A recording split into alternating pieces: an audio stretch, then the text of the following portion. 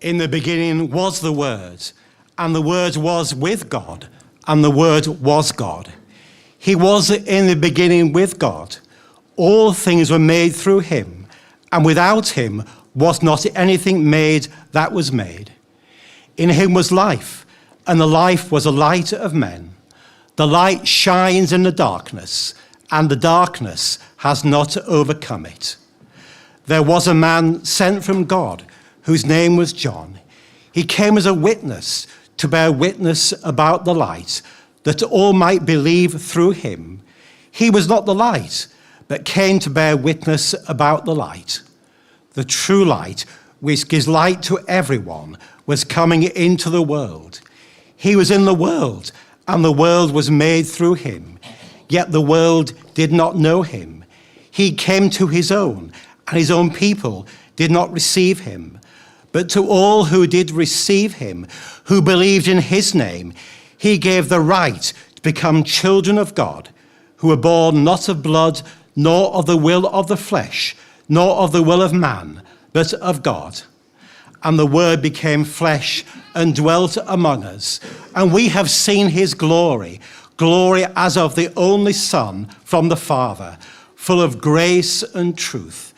John bore witness about him and cried out, "This was he of whom I said, he who comes after me ranks before me, because he was before me." For from his fullness we have all received grace upon grace. For the law was given through Moses. Grace and truth came through Jesus Christ. No one has ever seen God, the only God, who is at the Father's side. He has made him known.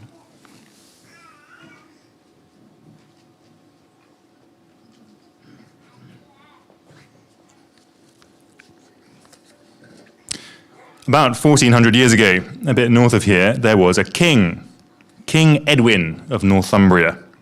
He was a pagan, following the old gods. This is back in the days of warrior chieftains and mead halls, cold frosts outside, hot hearth fires within. And to King Edwin's court came an outsider, a man named Paulinus, who came to this pagan king and his pagan court, his high priest of the old gods, and all the rest of his advisors, and told them to leave those gods and leave those ways and become Christians. Well, as you can imagine, that's not generally the sort of choice you make in a day. King Edwin was no fool. He listened, he asked questions, he thought, he read, so did his advisors. But eventually there came a day of decision, and the king gathered all his chief men together, as well as the chief priests of the old gods, and said to them all, "Well, what do you think? Shall we become Christians or no?" One of his men spoke up, and this is what he said. "Your Majesty, when we compare the present life of man with that time of which we have no knowledge, it seems to me like the swift flight of a lone sparrow through the banqueting hall where you sit in the winter months to dine with your thanes and councillors. Inside, there is a comforting fire to warm the room. Outside, the wintry storms of snow and rain are raging. This sparrow flies swiftly in through one door of the hall and out through another. While he's inside, he's safe from the winter storms. But after a few moments of comfort, he vanishes from sight into the darkness whence he came. Similarly, man appears on earth for a little while, but we know nothing of what went before this life and what follows. Therefore, if this new teaching can reveal any more certain knowledge, it seems only right that we should follow it." Well, 1400 years have passed since then, and this country has had more than its fair share of light and warmth and blessing from Paulinus' preaching. You might have seen the headline from last year's census that Christians are now a minority in the UK for the first time in a very long time. And yet, despite that, those old Northern councillors' words still stand, don't they? What is our life? It is like the brief flight of a sparrow from darkness through a warm lit hall and then back into darkness. What do we know of the great realities before and particularly after this life? Nothing at all, not by experience. Lots of people today will say, when I die, that's it. When I die, I rot. And yet the question comes back, how do you know? The answer is, of course, you can't know that. There is no more evidence for the atheist myth than there is for Thor, the god of thunder. And so just as that counselor said so long ago, we need to ask, can this teaching reveal any more certain knowledge? I want to focus our attention just for a few minutes on the end of our last reading. The Word became flesh and dwelt among us. There is an astonishing depth to these words. We're just going to skim over the surface, really, and trace out two key ideas. First, Christmas is about revelation, something being revealed. And second, it's a revelation of glory and grace. So first, Christmas is about revelation. The Word became flesh and dwelt among us. And as the final line said, no one has ever seen God, the only God who's at the Father's side. He has made him known. No one has ever seen God. You cannot see God. Nobody can. After all, everything you see or hear or touch is stuff, isn't it? It's atoms and photons and waves. But God is not made of stuff because he is the maker of stuff. And so you have no access to him. And that, in a way, is our biggest problem, our biggest knowledge gap. Even worse than you don't know what happens after you die, you don't know the one who runs reality. You don't know and you can't access the creator, the designer, the one with the blueprint. If you had him, you'd have everything, but you can't get to him.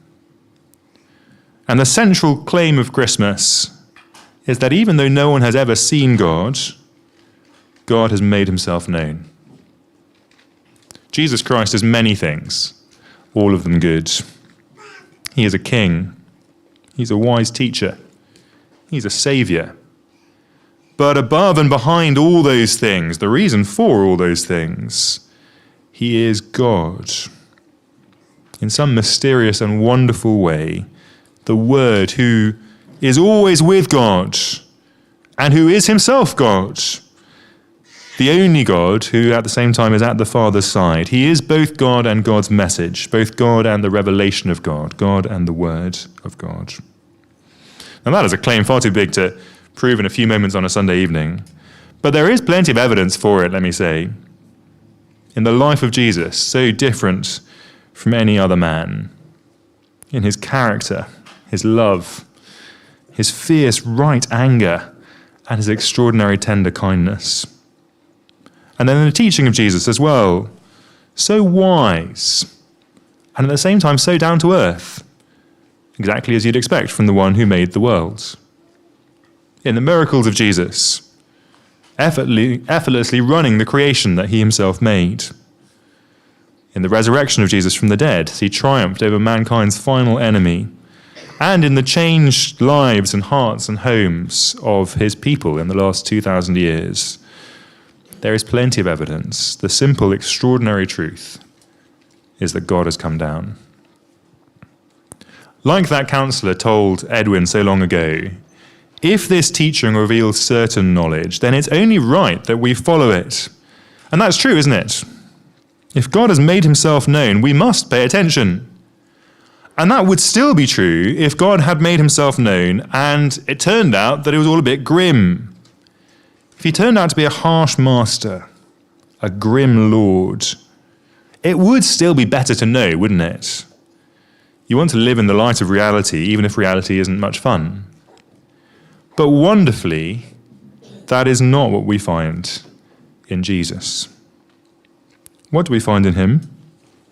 The Word became flesh and dwelt among us, and we've seen his glory. Glory as of the only Son from the Father, full of grace and truth. What is God like then when we meet him? He's glorious. What kind of glory? The glory of grace. That's what we get in these words over and over, isn't it? Grace. Grace upon grace. The law came through Moses. Grace and truth came through Jesus Christ. The God we meet in Jesus is a good God, a gracious God. I wonder if that's ever struck you, the difference between this glory and all other glories. When a pagan god, Thor or Zeus or whoever it might be, when he wants to show his glory, what does he do? Well, he thunders and flashes and booms. He turns the sky red and he fills rivers with blood. Drama, power, awe. And in those old stories, when a god does come quietly, it's not to do you good. If a god comes in disguise, he wants to steal your kingdom or make off with your daughter. And the reason that the old gods are like that is because we made them up, and we're like that. When other people see me, I want them to see glory, to be impressed, preferably a little awed. If I could, I'd certainly chuck lightning bolts around to get a little respect. And so we polish our social media, and we work on our hair, and we never skip leg day. And if I'm hiding something from you, chances are it's not for your good. But here is the true God, the real reality, maker of all, king of everything. How easily he could blow our minds. How easily he could force our worship. But he covers himself. He steps down, puts on flesh and blood, lays himself open to tiredness and weakness and pain and death. Why? Grace. Undeserved kindness. He came for us, to give us the right to become children of God. He came to us where we are, so that we might be with him where he is. He came and shared our smallness and our pain, so that we might share his joy and love. That is his glory, the shining beauty of the God who stepped down. When King Edwin met with his councillors and they spoke of the sparrow flying through the hall, it didn't end there. The king's high priest, the man in charge of worshipping the old gods, told him that they should follow Christ. And then with the king's blessing, that priest got on a horse and took weapons with him and rode to his temple.